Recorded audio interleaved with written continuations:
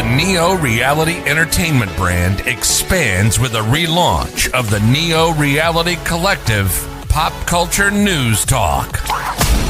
Your host, Eric Brown, gives his insights and thoughts in the ever-expanding news world of comic books, professional wrestling, gaming, TV, and movies. Be sure to donate to the brand and keep up to date with additional content on YouTube channels such as Neo Reality Entertainment, NRE The Wrestleverse, and NRE Pop Culture Omniversa.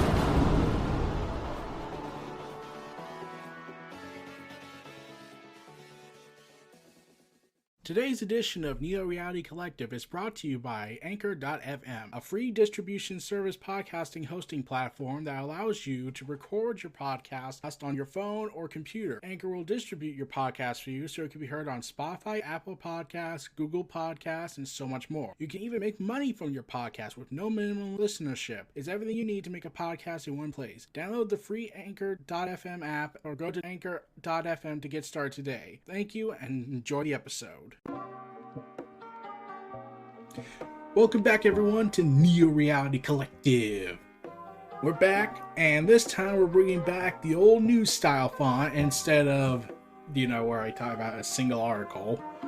And this time we're going to deduct about a bunch of articles for this first half of this week of December. And then we're going to finish off the last half, hopefully, unless I decide to talk about a bonus segment and make a review. But right now it looks to be good for now, but we'll see. So Henry Cavill came out, who is the star in The Witcher show, says he would like The Witcher show to go to Tosend. If I pronounce that wrong, it is because I am terrible at this. He spoke about where the show could go beyond adapting the novels of the Witcher author while talking to IGN during a recent press event for the Witcher, especially when in regards to the 7-season plan.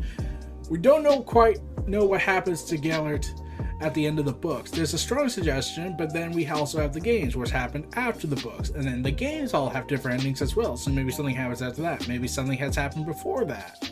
When asked about the setting of the Witcher 3's acclaimed Blood and Wine DLC would make a good location for the show, Henry Cavill said it would be, yes.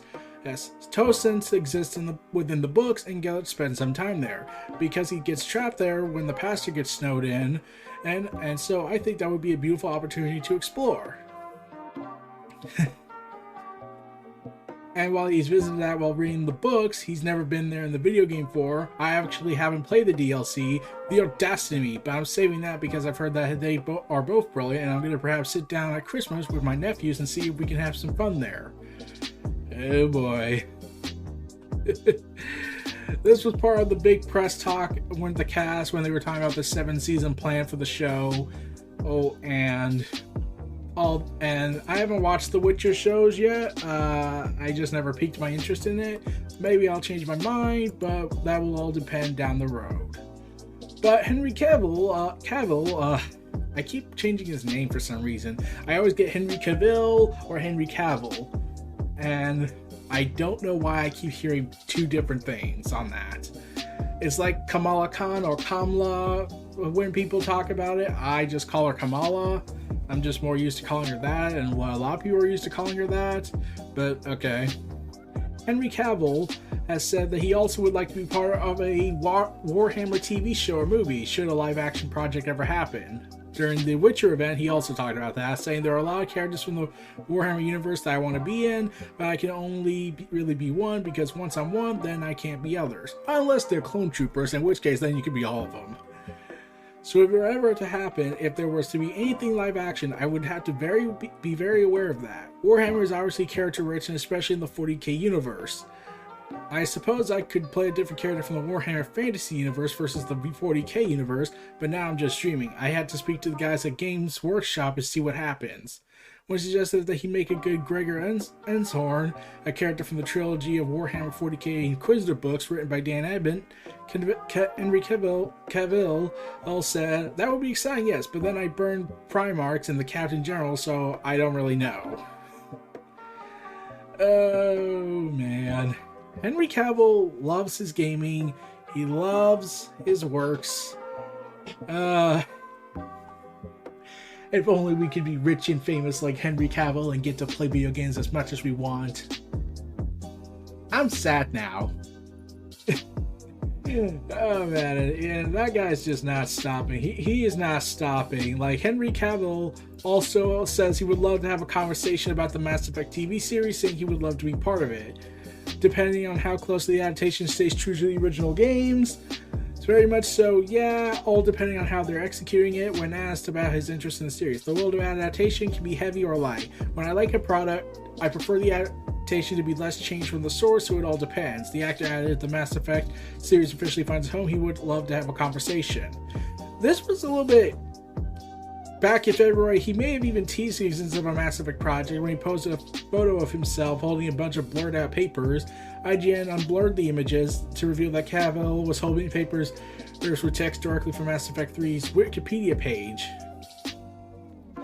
So, Henry Cavill wants to be, is The Witcher, Superman, let's see, he wants to be a Warhammer, and he now wants to be a Mass Effect player in the universes. Oh man, Henry Cavill is... Oh man, I honestly like the guy's dedication to loving all the video game adaptations. Like, put me in all of them. I want to be Superman again. I want to be a video game TV character. I want to be everything. Everything! And he's also been in Mission Impossible, where he is now known for his famous gun fists. Because I'm still trying to wonder that. Like, how does he do that? When he blocks his fist and all of a sudden it just comes out like he's arming himself with guns, like he's loading up. Okay. Also, Peter Molyneux, that guy who made a whole bunch of big promises back in the day and then failed to deliver on almost all of them. And he, as part of 22 Cans, decides to get in the NFT business and blockchain. Yay, I want to contribute to environmental destruction.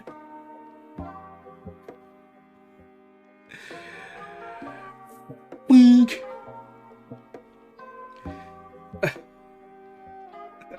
This is a play to earn game, as they call it.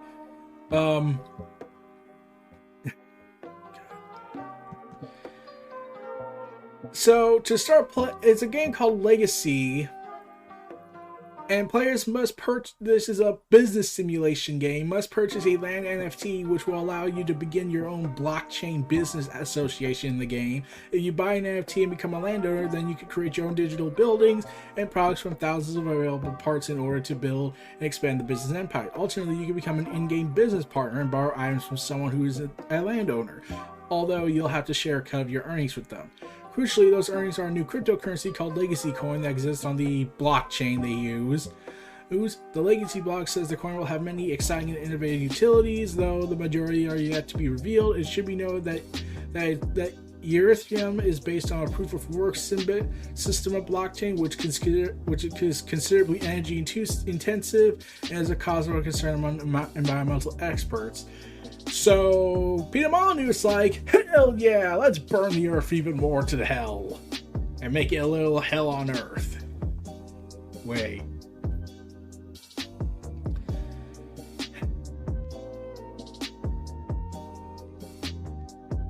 Oh god. How many times will Jim Sterling have to scream into the void until people start thinking, hey, maybe this guy will actually listen? Maybe we should listen to this guy. It's just annoying that we're at this point.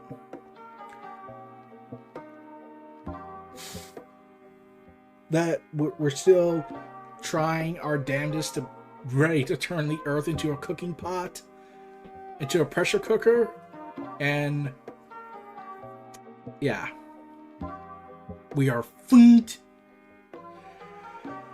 So Moving on from environmentally destructive technology, let's go back to something more positive. And Jim Sterling can handle the other BS going on in the world. Tom Hardy was an extra during the filming for The Matrix Resurrection, if he makes the scenes in the final cut. During an interview with actress Jessica Henwick, who stars in The Matrix Resurrection, revealed that she might be spotted in the background in some scenes along with Venom star Tom Hardy. We were filming in San Francisco at the same time of Venom 2, and I met Tom Hardy. And so Tom Hardy and I are running in the background of one of the scenes, and I'm so curious whether it made the cut.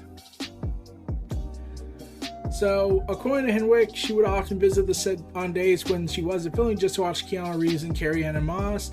I can't wait to get a digital copy of the film because I'm actually in the background in a bunch of scenes as me, Jess. So if someone zooms in, they'll be like, wait, is that Buzz in the background of the mob running?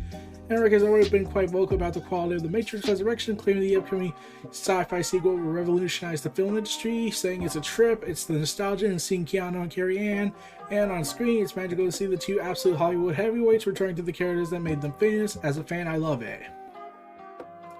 She also had to choose, had her own red and blue pill moment, where she revealed that she was forced to choose during the production of these two films. Would she go to The Matrix Resurrections or go into a role of Shang-Chi and the Legend of the Ten Rings?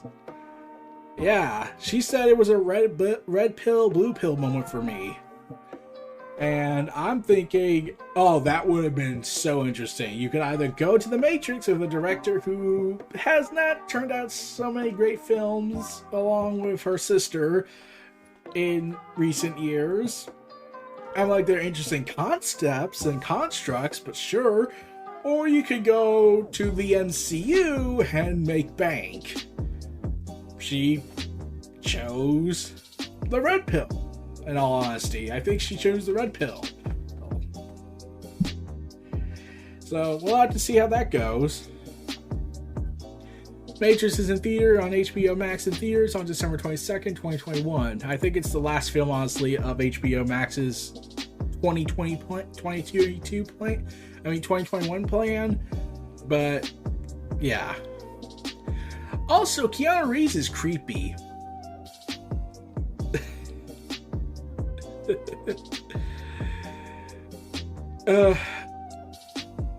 So yeah.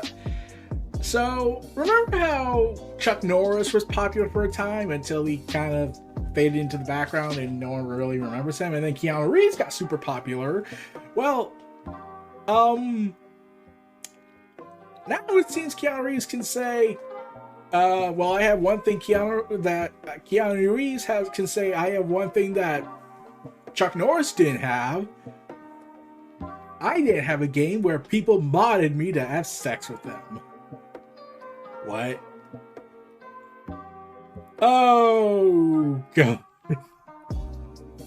So, yeah, he also admits that he hasn't played the game during the interview with The Verge.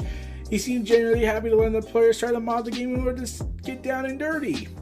When Reeves found out about the players, he fist pumped the air in joy while receiving a pat on the back from his Matrix co-star Carrie-Anne Moss. Okay.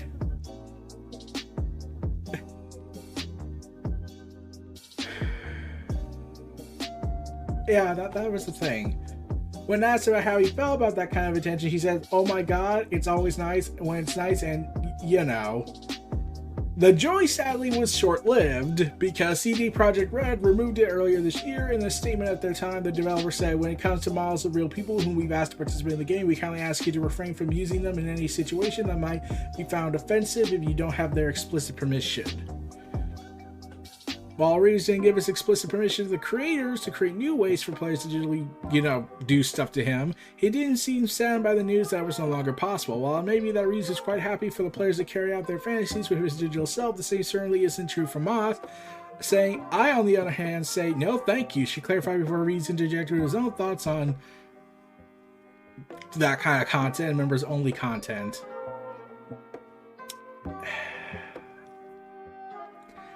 Yeah. awkward, isn't it? Like, how do you explain that? How do you explain that to someone? Hey, people want to get down and dirty with me in a video game I'm in. I kind of like it, and no one's like, back away slowly.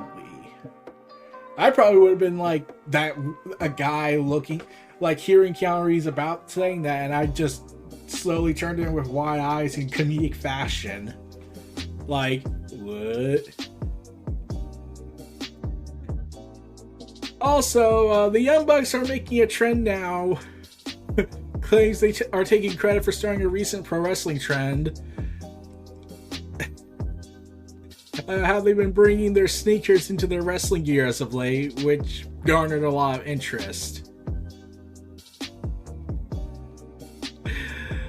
Oh, man. Matt explained in the interview, so they said this.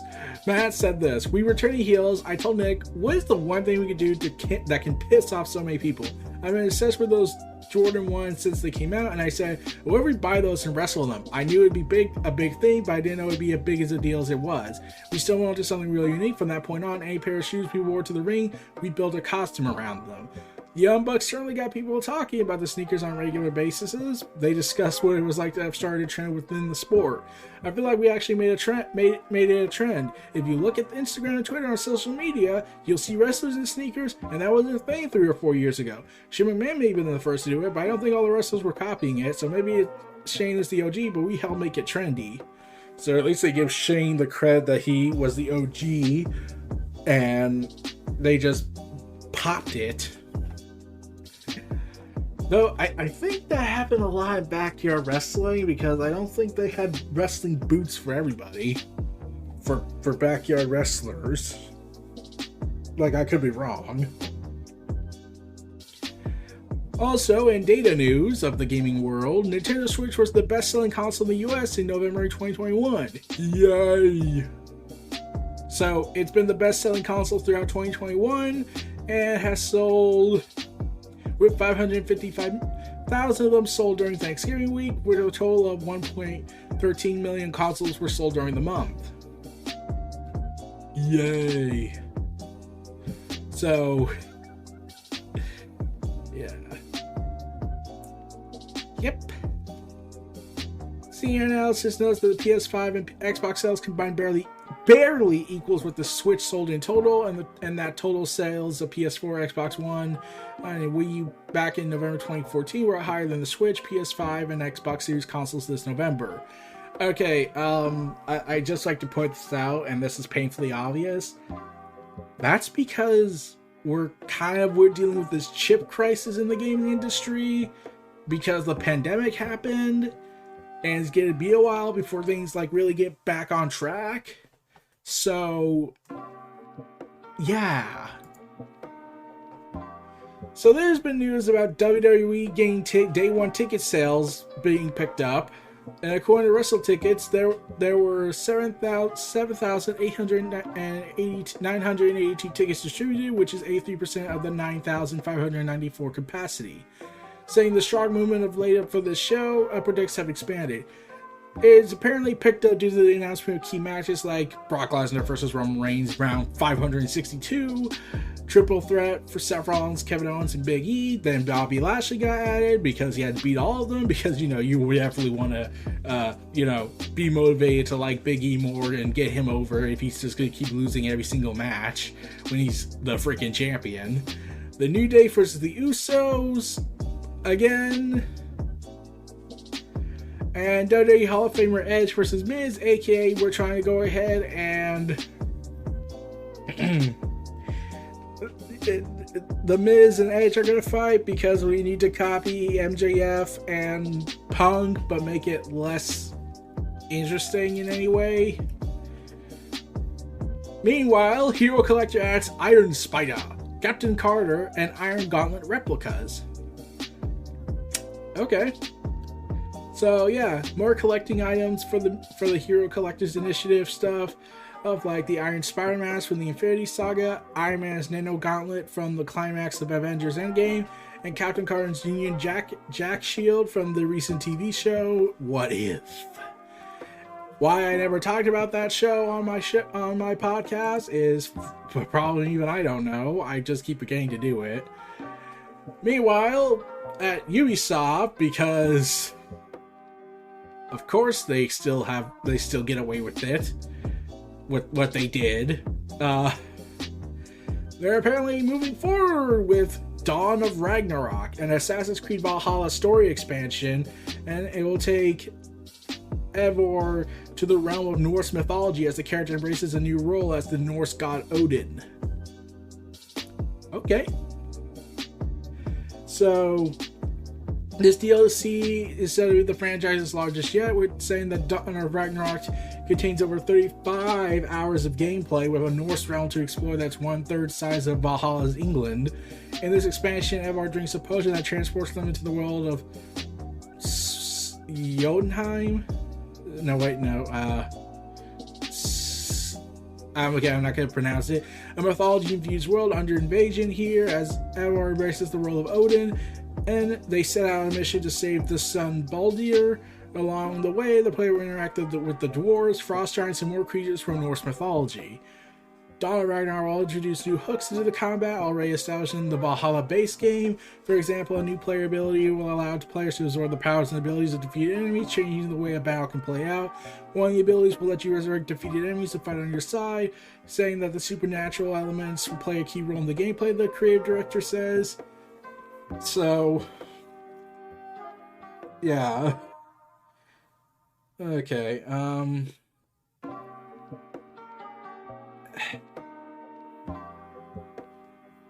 yeah, it's kind of interesting, but at the same time, it's like, there's a reason I stopped playing Assassin's Creed Valhalla and even Watch Dogs Legion on YouTube because of the uncomfortableness I learned when I learned what happened. So as much as I would be interested in this, I really just can't be interested to play it because of what came out and the fact that there were no accountabilities ever given. Then a couple of firing, but yeah, not the level of accountability that other people wanted, and like James Staffney Sterling. I've been trying to remember that they changed their name. Amen. They're non-binary. I keep trying to remember that. I've just been so used to calling them Jim Sterling because that's how I watch the show. But then they changed their name and became non-binary and pansexual and all that. And yeah, it's a very hard thing to try to remember that for me sometimes. But let's move on from the uncomfortableness that is Ubisoft and what they did, and hope that they still get accountability given to them, especially with Activision Blizzard continuing to shoot themselves in the foot whenever they get the chance to motivate workers to start fighting back. So, the Young Bucks fuel rumors on the possible AEW match against the Hardy Boys. After Jeff Hardy was released last week after declining their offer for rehab, and since there have been a lot of speculations about possibly reuniting in AEW, this new post from the Young Bucks recently just added more fuel to the rumors when they talked about when Matt Hardy took to Twitter to talk about the Ladder War match at Supercard of Honor 11 in 2017, which saw the Young Bucks defeat the Hardys to become Ring of Honor World Tag Team Champs again. And then the Hardys showed up the next night at WrestleMania because that's the wrestling industry at times. But yeah, Jeff Hardy won't be free from the WWE contract until his 90-day no-compete clause ends, which will be Wednesday, March 9th. It remains to be seen if AEW has interest in bringing Jeff in due to the nature of his release and the fact that he turned down rehab. Matt teased a reunion with his brother over the weekend and has been and Jeff has been seen to be upbeat about everything. I don't know what's going on. Like I said, I don't know what's going on over there with him until we get the full story. we're just gonna speculate and come up with theories. But it looks like he's doing all right. His wife says he's doing all right. His brother's saying he's doing all right. We'll just have to see. Meanwhile, Killer Kross, also known as WWE's Karrion Kross, and Scarlett are apparently not interested in returning to Impact. Talking at a virtual signing, and when a fan asked if they'd like to see her, who said they'd like to see her wrestle in Impact, saying, "We're not going back there. We're not going back there. No." And Scarlett was asked if there's a reason why she wouldn't go back to Impact. She said, "No, thanks for asking, though." There was said to be behind-the-scene issues between them, but there was never said what. But meanwhile, Scarlett has been freed from her non-compete clause for 30 days, while Killer Kross will become a free agent February 2nd when his 90-day non-compete clause ends. How about you just forgo it? Can they be allowed to forgo it, at least to give them the option? I'm just that guy who just wants them to at least give wrestlers the option if they want to have the no-compete clause. But whatever. So, Tony Khan has hinted at big AEW debuts scattered over several shows of weeks of wrestling beyond just the whole Winter is Coming event. Saying, "I want AEW to run shows that you just can't miss, and I think these next few weeks are going to be really exciting for fans of wrestling. All Out saw the top end of our roster get a fresh look, but we had the opportunity to show that off at Full Gear, which meant our new guys combined with the great talent we already had were able to go out and put on a great show. It was going to be hard to follow All Out, but like I've said, I'm big on giving fans the very best every time we put on a show, and I was really happy what we achieved at Full Gear." Ooh, yeah, that was fun. And there's a lot of people they can sign. Like, I know Tony Khan can't hire everybody because, let's be real, we understand that. At least AEW can say, well, when we do have people and we don't book them as much on TV, they at least have allowance to do other stuff or work at other places because we have partnerships and deals with them and we're not tyrants. You know, like how Vince McMahon, Nick Khan, and Stephanie McMahon are included under the list of most influential media influencers. This is category for sports business list. In the sports business list. I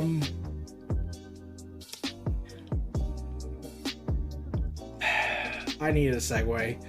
Sports Business Journal's 2021 most influential people in sports business were Vince, Nick, and Stephanie McMahon Helmsley under most influential media influencers.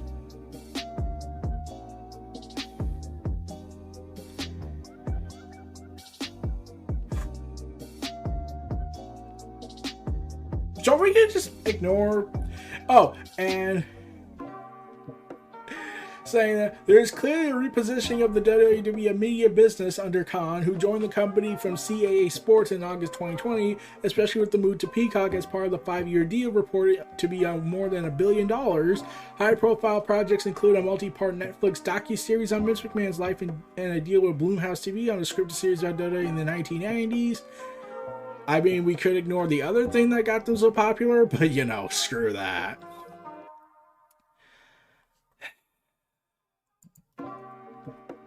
Meanwhile, Alex Ross.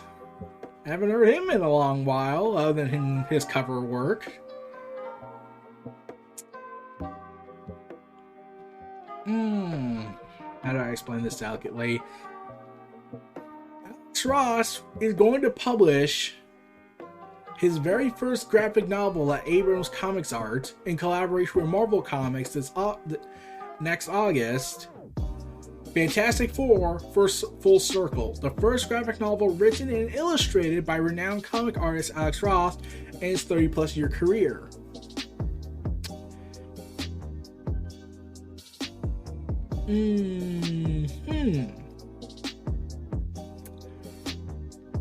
When was the last time Alex Ross did interior artwork? Like, everyone wants to say Kingdom Come, but I honestly don't know. I'm still trying to figure that out. Yeah. But let's take a look. We have a lot of time on our hands because we're definitely not bored or anything in our lives. Maybe. Let's take a look. Let's see. Let's see. He did art, illustrations for cover art. Where is it? Interior work.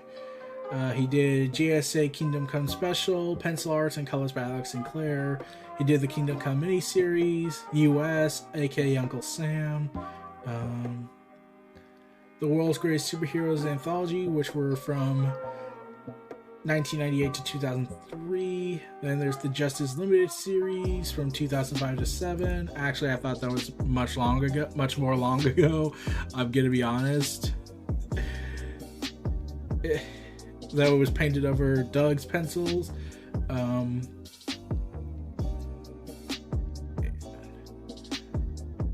Man, from what it seems like, I think he hasn't done it since. I would say Marvelocity, but that's more like an art book, I think, for 10 pages. So the last time he ever did a interior artwork for a comic or graphic novel was what's looking to be more and more like 2012. Okay. Get all that? And last but not least, in this first half of this podcast, Gotham Knights, Batwoman writers, the CW team for the new series. Yeah, there's a new series called Gotham Knights. So, yeah. Writer Natalia Abrams, James, whatever the last name is, and Chad Fivris are said to bring Gotham Knights to the CW, but it's no time to celebrate Batman's old stomping grounds. We say old because the series takes place in the wake of Bruce Wayne's murder, as his rebellious adopted son forges an unlikely alliance with the children of Batman's enemies when they are all framed for killing the Caped Crusader. As the city's most wanted criminals, this renegade band of misfits must fight to clear their names, but in Gotham with no Dark Knight to protect it, the city descends into more dangerous than ever. However, hope comes from the most unexpected places. A team of mismatched fugitives will become the next generation of savers known as the Gotham Knights.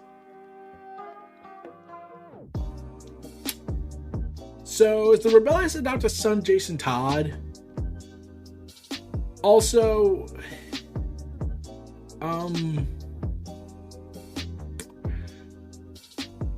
is this part of the Arrowverse?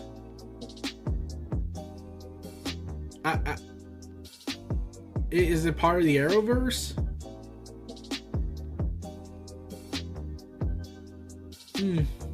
I don't know. And I read it the first time, I was like,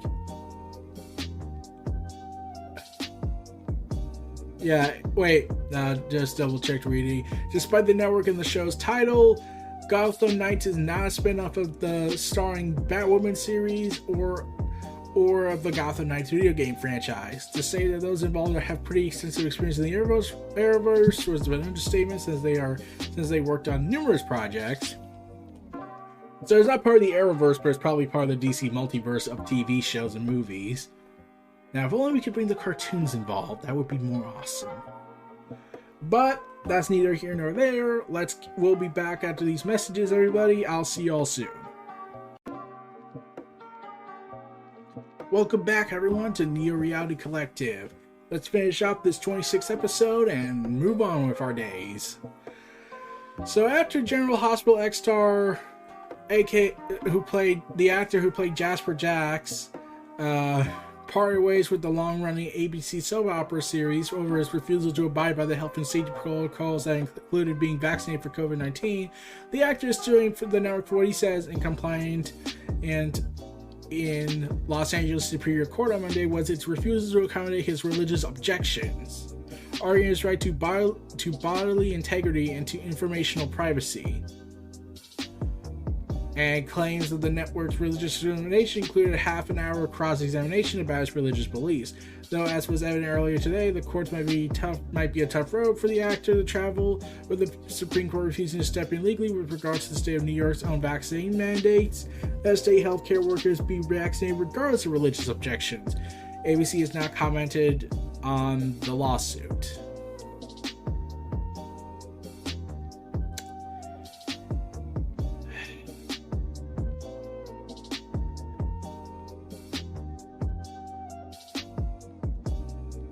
I want to say something.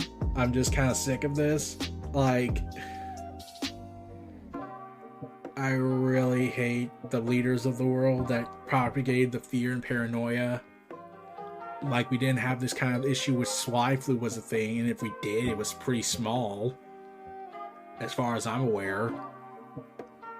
Now, thanks to certain people that I will not name on this podcast, now everyone wants to now a lot of people want to think they're edgy right now,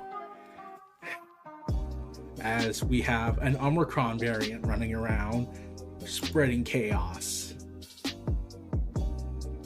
That was your public service announcement for politics. I will not talk about that anytime soon, hopefully. Oh, who am I kidding? This is I'm not even kidding. This is probably going to be a common thing for the next few months with Omicron running around now. So, remember the most infamous PR disaster of all time for Microsoft? That resulted in Microsoft losing more than $1 billion? The Red Ring of Death?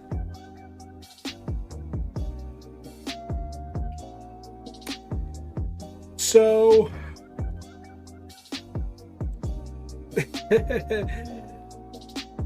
So they announced, because it's a horrible joke, I would think, the Red Ring of Death poster is available for the Xbox Gear Shop for $25.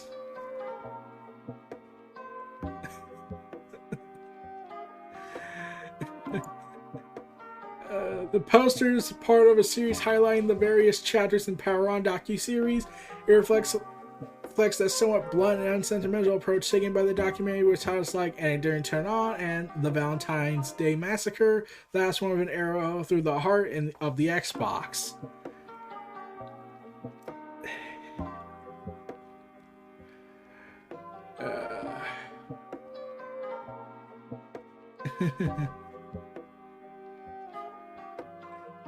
Yeah.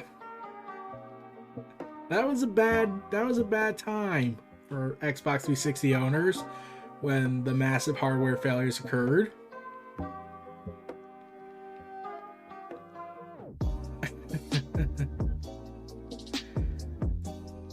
Okay. That's the thing. Stardom, meanwhile, is going to have a match set for Wrestle Kingdom 16 in 2022. Ooh. Will this air, though? What will this air? I want to know if this will...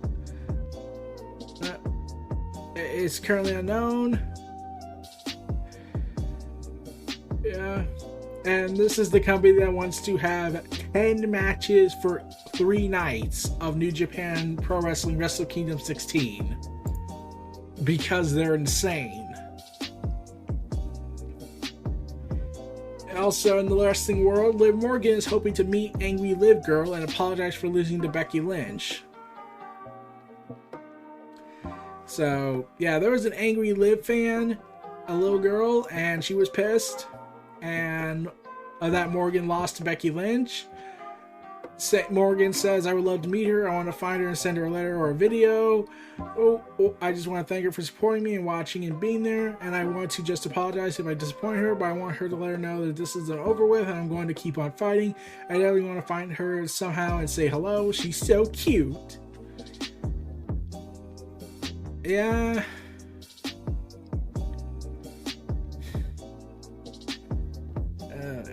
So they're gonna have a rematch at day 1. Imagine that's gonna be the reason she wins.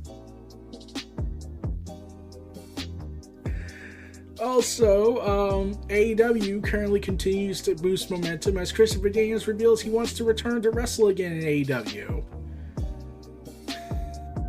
He said on the AEW panel as C2E2 that he wants to get back in an AEW ring and do something with this roster. The last match I had was the night that we wrestled against the Bucks, and unfortunately we lost, and SCU had to split up. Since that time, I had sort of been weighing my future in the ring, and I decided I still wanted to give wrestling in the ring a go. Honestly, I would be lying if I said I was happy going to AEW, not seeing my name on the board. I want to get back in the ring and do something with this roster. But I also realized that AEW is not a vanity project, and maybe Christopher Daniels in the ring isn't the best thing for AEW at this time, with such a stacked card and so many young talents there.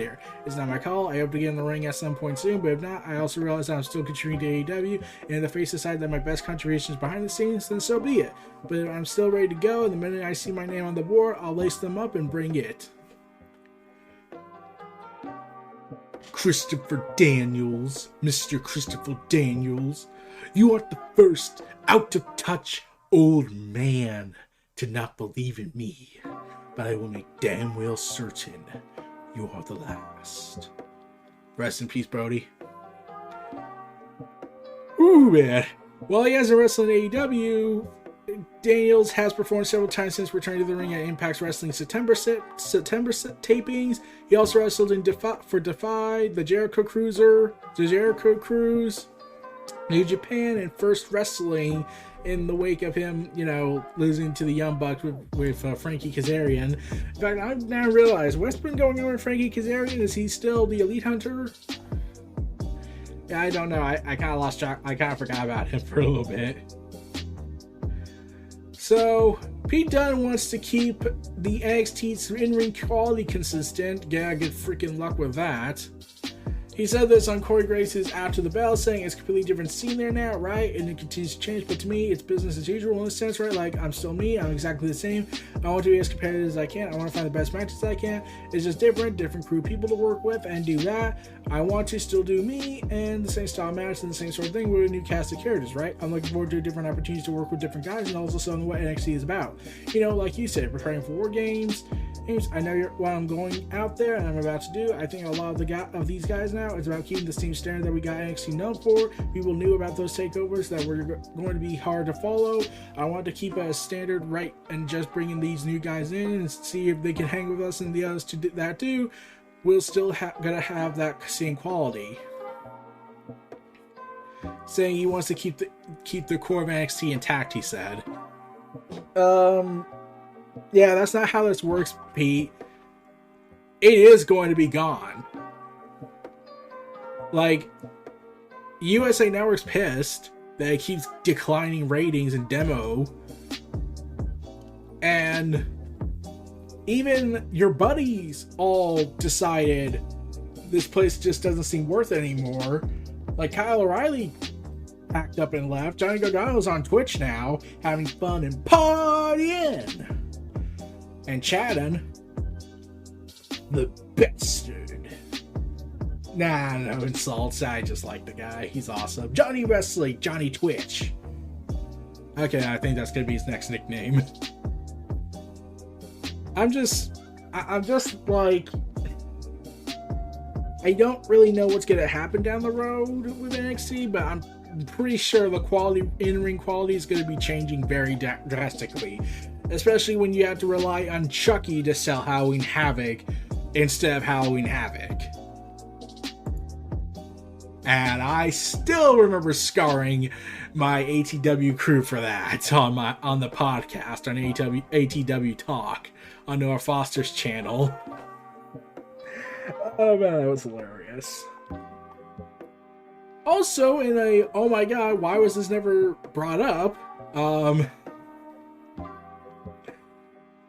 So, the Library of Congress and the Librarian of Congress that announced that they are putting into the National Film Registry, such as part of the 25 films chosen for preservation are classic titles from likes of Robert Altman, Wes Craven, Alfred Hitchcock, and now Peter Jackson and George Lucas again, with Return of the Jedi and Fellowship of the Rings. And I'm just thinking, wait, Return of the Jedi was never in the film registry? Um, Stop me. That was never in the film registry this whole time? You mean to tell me for, let's see, when did Return of the Jedi come out? Return of the Jedi came out in 1983. For over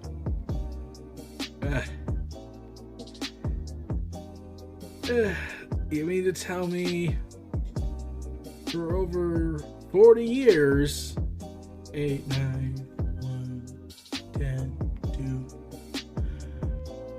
2, 40 plus years, if I'm correct, that has never entered the film registry? It wasn't entered in like 2000 or something? That would have made more sense.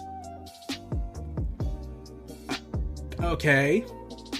With the most current film added to it is being WALL-E from 2008.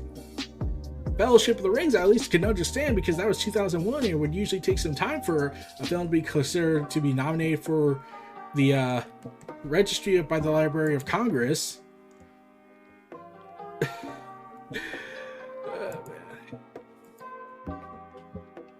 Meanwhile, there's going to be a 50th anniversary special of Ghost Rider. In February, Marvel is going to be launching a new Ghost Rider series by Benjamin Percy and Corey Smith. The solicitation reading, Johnny Blaze has the perfect life, a wife and 2 kids, a job at an auto repair shop, and a small town community that supports him. Well, let's see. If I'm correct by my logic about how comic books are, that's going to end badly in like the first issue. But Johnny is doing well. He has nightmares of monsters when he sleeps, and he sees bloody visions when he's awake. This life is beginning to feel like a prison, and that spirit with him that's begging to break out. Benjamin Percy and Corey Smith are going back to basics with Spirit of Vengeance in this extra-sized first issue.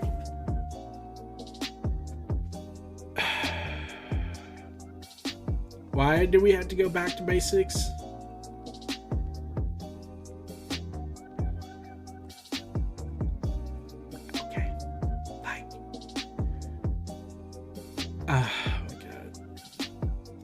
And the whole Ghost Rider 50th anniversary special is from, in fact, a Ghost Rider paperback that's coming out in August 16, 2022. So, in between, let's see, February to at the very least, if I was correct, June, that this is going to be the anniversary special. Or maybe July. But yeah, I'm thinking, do we have to do the whole back to basics stuff? Why can't we have the character good where he's at and we can just expand upon it?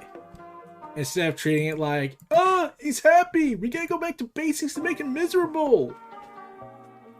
So, yeah. So, Donny Cates' God Country book with Jeff Shaw is coming from Image Comics, is coming to Netflix and Legendary Pictures to become a movie. Now, to be a Netflix movie, Legendary Studios with Sweet Tooth TV director Jim Mickley, he is the director of the film. As part of the exclusive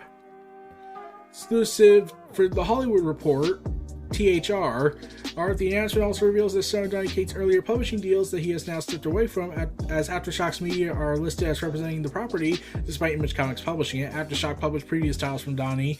Jim Mickley will also be co-writing the screenplay with Cates. THR reports that Mary Patton and Ali Mendez, this from Legendary, and Lee Kerma and John Kerma from Aftershock are producing, as well as Jim Mickley and his partner under the Nightshade banner.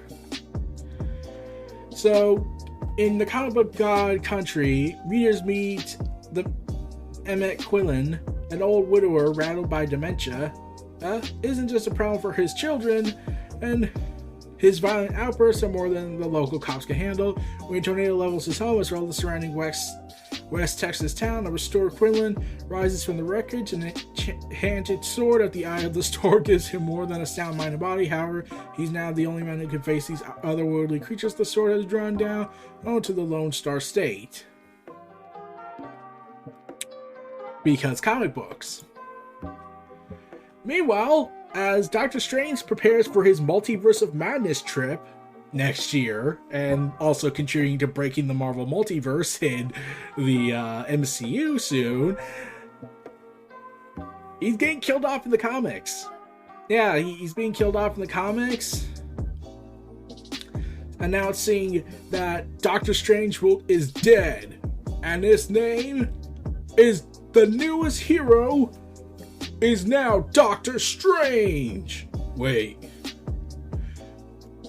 So, it was announced that with Death of Doctor Strange, it was announced that Strange's ex-wife in the comics, Clea, if I corrected that name, Clea herself will take up her ex-husband's role in a new ongoing series starting in March 2022, saying after the apocalyptic events of Death of Doctor Strange, there's a new Sorcerer Supreme in Resident 177A Bleecker Street, and a new Doctor Strange, Clea Strange, the wife of Doctor Strange, because we have to make it as strange as possible, because the title is simply called Strange, and she's got her work cut out of her. When she's not fighting the magical gangsters of the Blasphemy Syndicate or battling undead super monsters, he's going after what's hers, the late Stephen Strange. Clea is of the Flatline, the race of warlords and conquerors, and like her relatives Dormammu and Umar, she will not be thwarted in her desires, not even the mysterious harvestmen standing in her way. This shakeup happens just 2 months before the release of Doctor Strange in the Multiverse of Madness.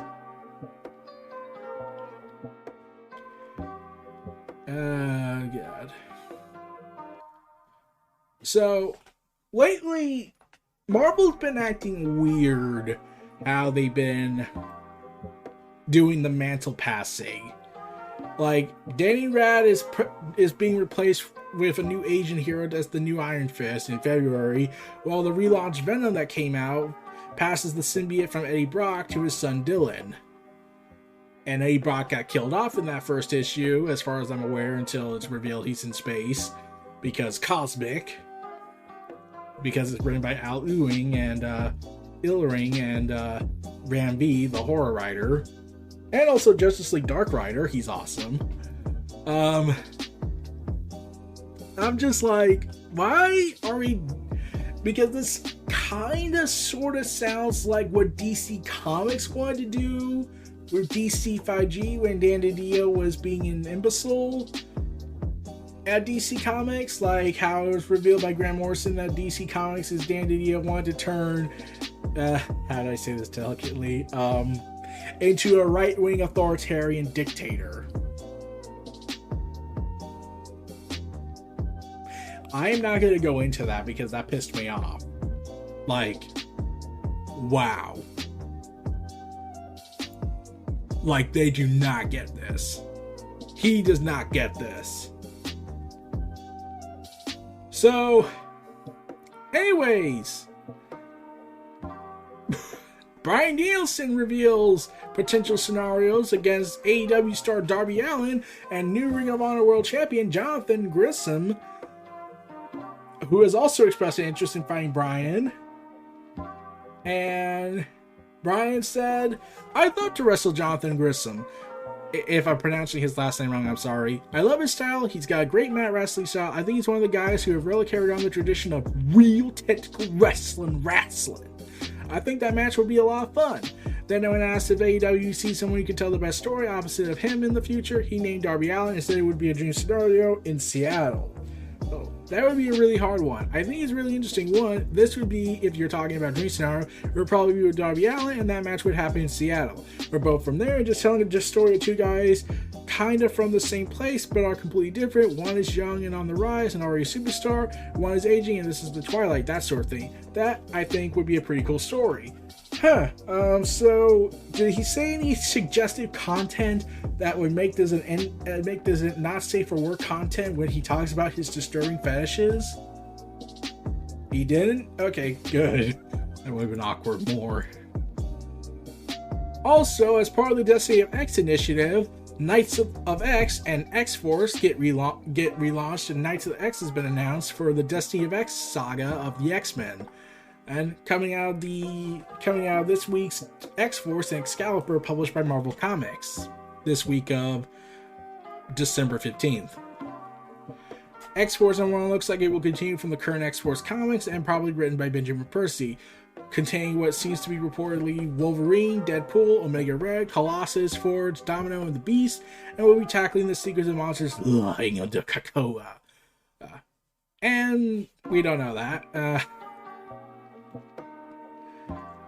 So, also, the Knights of X series from Marvel, as part of the Destiny of X books, looks like it will continue from Excalibur and the Krakoan X-Men line, but more so just as Excalibur has ventured into Otherworld, the supernatural fairy world that both Merlin and Captain Britain originate. Merlin, meanwhile, is currently also terrorizing the DC universe in Atlantis. And that Sir James Jasper and the Fairies have made home. So that will be the sole focus of Knights of X, or Knights of 10, being the Otherworld book and exploring its many realms. How many realms, you ask? 10. Just as House of 10 was really House of 10, the 10th life of Moira MacTaggert, and Powers of 10 was really Powers of 10, looking at time periods where it began, 10 years later, 100 years later, and 1,000 years later. So Knights of X is really Knights of 10, or rather Knights of 10 realms. Note the indicator at the top. Yeah. And yes, it will probably be written by Tini Howard of Catwoman and current writer of Excalibur, and drawn by New Mutants Rod Reis, continuing the fight between the mutants of Krakoa and Otherworld against Merlin and his Avalon forces. That's just a thing we accept. Meanwhile, along with the former Braun Strowman, who's now calling himself Titan, and it seems like Killer Kross is apparently linked up with the Control Your Narrative brand and has joined the Narrative faction.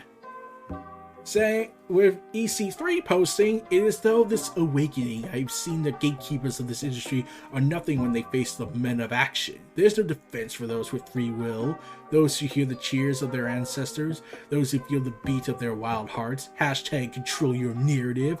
Kross posted the same graphic image of him and of him, EC3 and Titan, saying some decisions in life are out of our hands. However, you could be the worst enemy of the system, or absolutely nothing. Which would you be? Choose to control. Hourglass emoji. He also retweeted a recent CYN promo from Titan EC3, saying, and Titan posted with, "We go where we want, when we want. Hashtag you've been warned." The group also features Weston Blake, formerly known as Wesley Blake from WWE, and others. The group appeared with EC3 at Ring of Honor's Final Battle pay-per-view and took out pretty much a lot of tag teams. And has promoted 2 Free the Narrative events under the banner. The inaugural event held back in May, the Sun defeat Matt Cardona, while the second event released in October featured Titan defeating EC3 in the main event. So, yeah. So, and it's easy to say I think Scarlett's going to join this group. I like what EC3 is doing. The narrative group is about this idea free of individuality, yet teamwork, or something like that. But I'm going to have to check out more of his stuff. But I had liked EC3's very dark promos he cut. They were awesome. Meanwhile...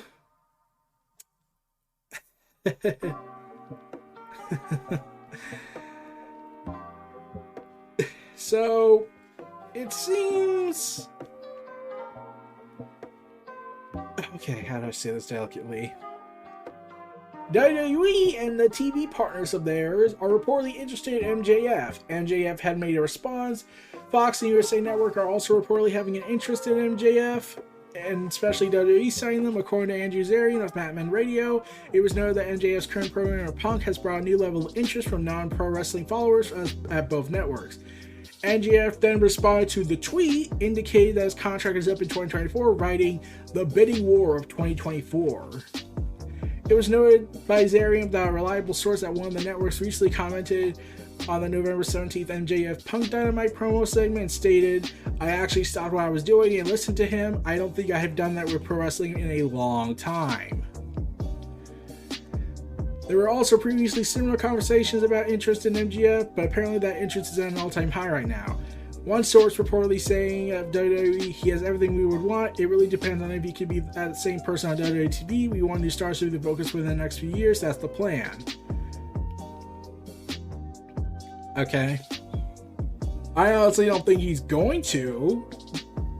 Now, I could be wrong because of another reason I'll get into, but MJF, the way he is, doesn't work in WWE by default. MJF is a very cursive, very foul-mouthed, articulate promo guy, and he is also very much in character. WWE is a TV PG company with only NXT starting to get edgier, but really the colorfulness doesn't really work with him, I think. But yeah, and MJF does go to very sensitive places at times and says very unsavory stuff. So I don't think that would work. You would have to really reduce him down to make it work. And MJF would have to be more creative than ever just to make it work.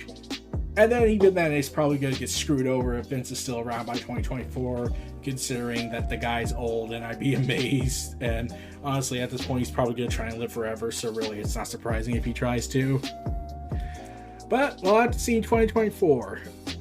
Now, the reason why I say it could be a possibility, because Kevin Owens is reportedly saying that he re-signed with WWE, according to Fightful Select. WWE officials made an excellent offer to Owens to stay, and they are said to be over the moon about the former Universal Champion re-signing. When it looked like he was going to be joining AEW with the... It's believed that AEW would have had interest in signing Owens, but sources there did not believe that the company would have matched what WWE offered Owens to stay.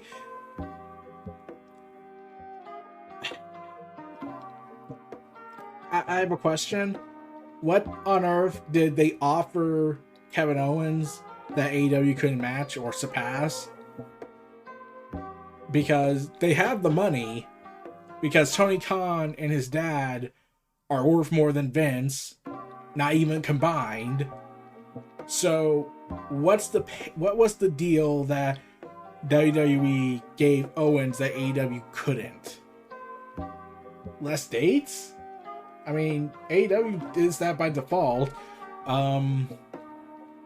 Did they allow him to go on Twitch? Like, I don't know what they're doing. I don't know what they did. Like, we should hopefully we'll get details in the coming days, but still. Meanwhile, Tom King and David Marquez launched Batman Killing Time in March. Superstar writer and former CIA agent, that's just a thing we accept. Tom King, because he was a CIA, since he did work in government and covert stuff, I think. Tom King returns to Batman in March for a new miniseries for artist David Marquez and Alejandro Sanchez for Batman Killing Time. Seeing Catwoman, the Riddler, and Penguin team up to steal a priceless artifact from Bruce Wayne in a heist comic set in Batman's early days before he and Catwoman were constantly, getting together, because that would make the whole stealing thing very weird. And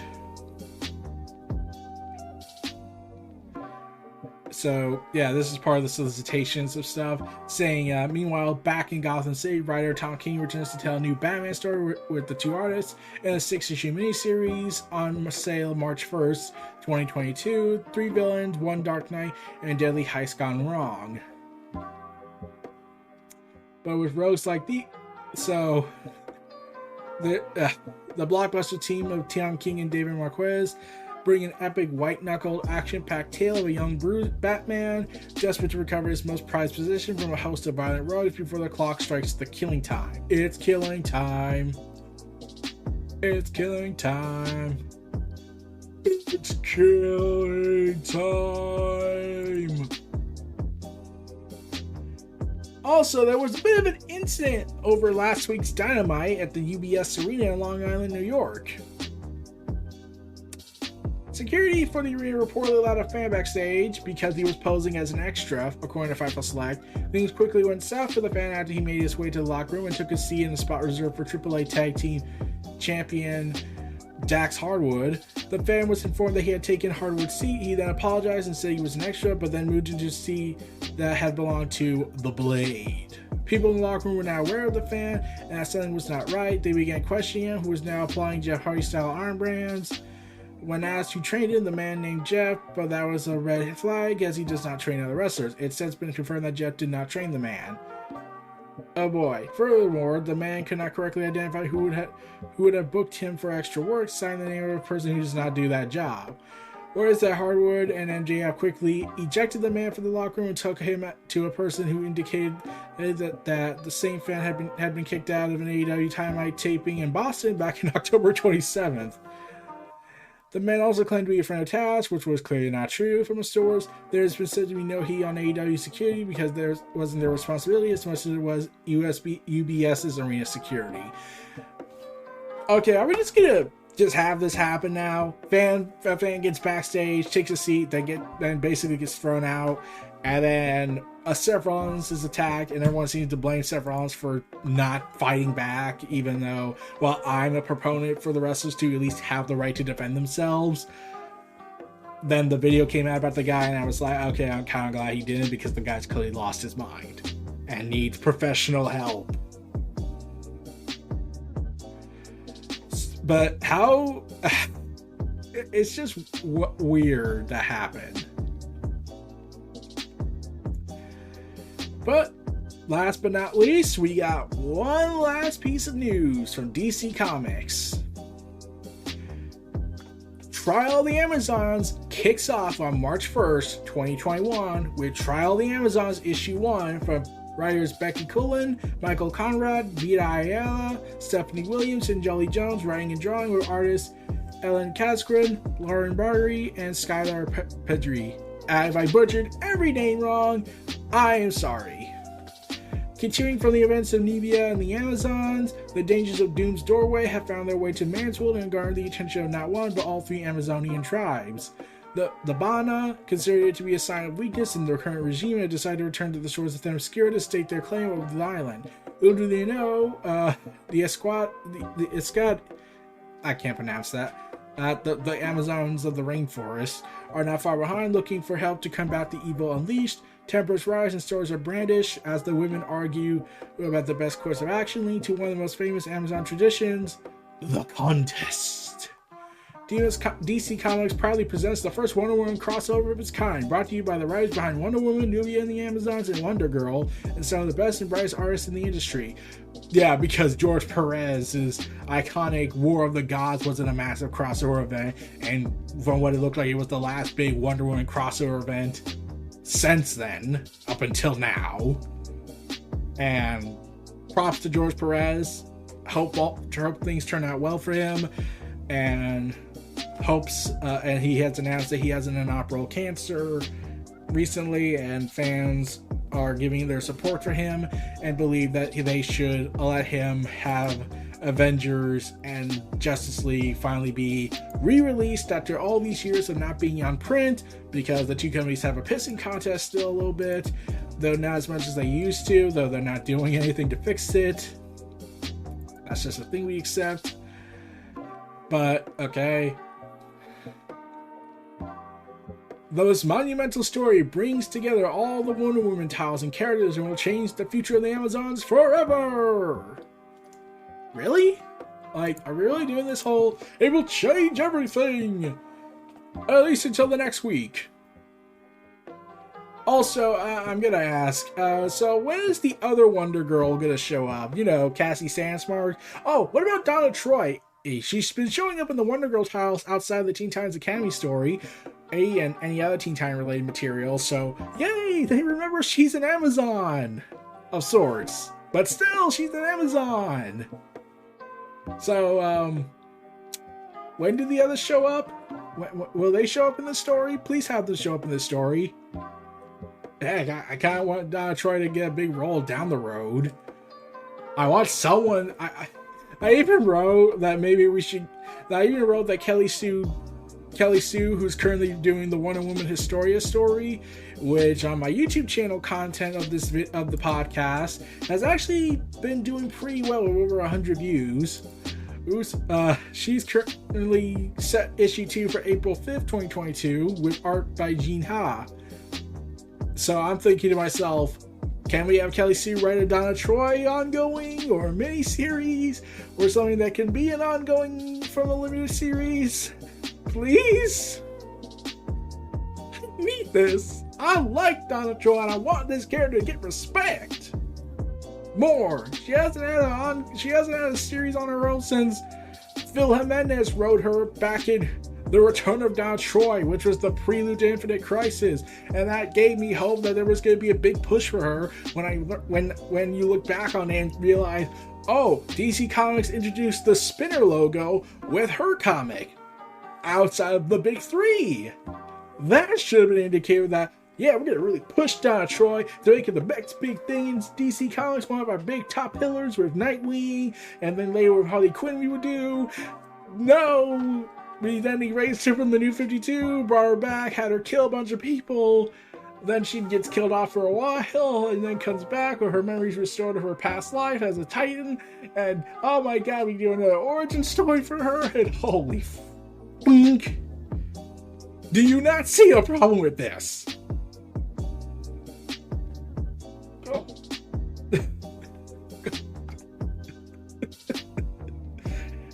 Okay. That's enough for me. Enjoy this last ad break. Looking forward to what Wonder Woman's biggest crossover event yet since War of the Gods, probably. I sincerely hope we get a lot of content out of this, and hopefully more than just what's been advertised so far as The Bana, Nubia, Wonder Girl, Yari Floor, and Hippolyta. Can we get Cassie Sandsmark and Donna Troy in there now, please? Again. But that's neither here nor there. But yeah, we'll be back down the road, and hopefully we can get back to the shape of things with this podcast series, other than talking about reviews and being occasionally doing an episode. But that's for the future. We'll be back, and hopefully I'll also plan to talk about No Way Home if I see that in theaters. I'm still unsure due to the COVID, even though I am having all my vaccines and I did get my booster. So we'll have to see. I don't know yet, but I do have ideas to talk about that movie along with other stuff. But, well, like I said, we'll have to see. So this was Neo Reality Collective signing out. Enjoy this last ad break and this outro for today. Take care. Be sure to donate to the brand and keep up to date with additional content on YouTube channels such as Neo Reality Entertainment, NRE The Wrestleverse, and NRE Pop Culture Omniversa.